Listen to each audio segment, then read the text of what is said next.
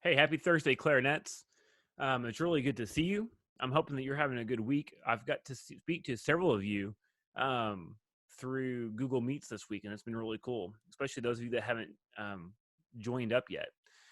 Really like listening to all the recordings you're turning in, and I'm just really, really super impressed with the amount of effort you're putting into this on your own.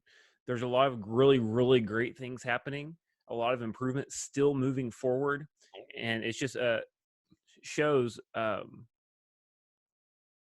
you're being very responsible and doing what you need to do. Um, there's a few of you that haven't turned anything in, except for the very first week, the very first little check-in back way before spring break. And that's the only stuff that you've turned in. I really need you to get your stuff turned in. If your sleep schedule's turned upside down, flip it right way up. Okay, Trina,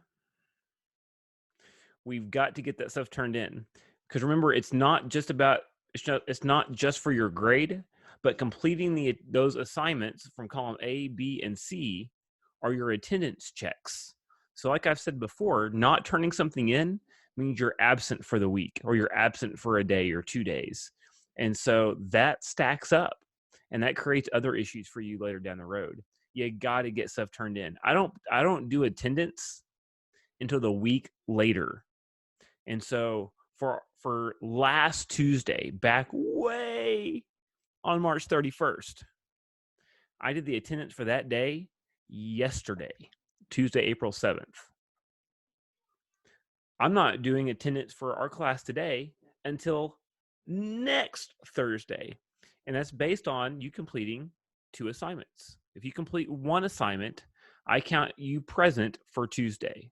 If you complete 2 assignments, I count you present for Tuesday and Thursday, but absent on Friday. When you complete 3 quality assignments, you're counted present for all 3 days. The assignment that I put in the grade book is normally a playing assignment. I'm not going to put a grade in the grade book for like Tone Savvy. That's an attendance check-in, right? Your grade is based on something that you're playing and playing well. And so don't do the Tone Savvy. Don't do a rhythm chart. Don't do something out of the book or a scale and it be subpar. And what I mean by that is bad sound, lots of missed rhythms, several missed notes. I'm not going to accept that, because I know that each of you can do better. And you have the entire week plus to work on it. You can use smart music as a help. If you're like, I don't really know how this goes, Mr. Jones, smart music for almost everything that we're doing right now is there. Just get in there and play around with it. It's going to help you tell you if you're playing the right note. It's going to help you know if you're playing the right rhythm. And so check there. Check with friends in the class. Check with friends that are in band or in orchestra. Yeah, they don't know clarinet, but they probably know rhythm. They can look at a piece of music and go, that's going higher, but you're too low. So like, you've got resources. And then, I mean, I am always here for you. Always, always, always. 5 days a week, I hold office hours. I think we're supposed to have 90 minutes of time that I'm available for you online in a Google Meet each day. And clocking today, even with a meeting, I've been in Google Meets for about 2 hours and 20 minutes. So like, I'm here for you, but I can't reach into your computer and have you join me on Google Meet. You're going to have to get up and join. If you're all worried about, it's going to be weird, this is sketchy, I don't get it, I don't want, come join us. Almost every Google Meet I've had, especially this week, has had anywhere from 4 to 9 people in it besides me. Some people join just to hear voices in the background while they work on other stuff. Some people join, like Haley, I'm going to shout you out. She'll join sometimes, work on something, and then play it for me and say, hey, how's this going? What can I do? Am I on the right track? Just like you would do in class. It's really quick, and you go on about your business, and you pop back in if you need more help. There's been a couple of people have been like, man, I just don't know. And as soon as they've done a Google Meet, they realize how chill it is and how helpful it is. And so I'd really encourage you to get over the self-consciousness of joining one and join one. You can always turn off your video and it just be your avatar, like your Google account picture that you use in your email. They can just show that. You don't have to show you if you don't want to show video. That's okay. But I really would encourage you to join. Now I'm going to tell you today, Thursday, April 9th, is going to be a little bit weird. My mother's got some doctor's appointments in Fayetteville and in Rogers that I've got to take her to because she's not able to drive right now. And so that's taking place during most of my office hours. I hate to do this, but I just can't guarantee what time frame I'm going to be available for you today.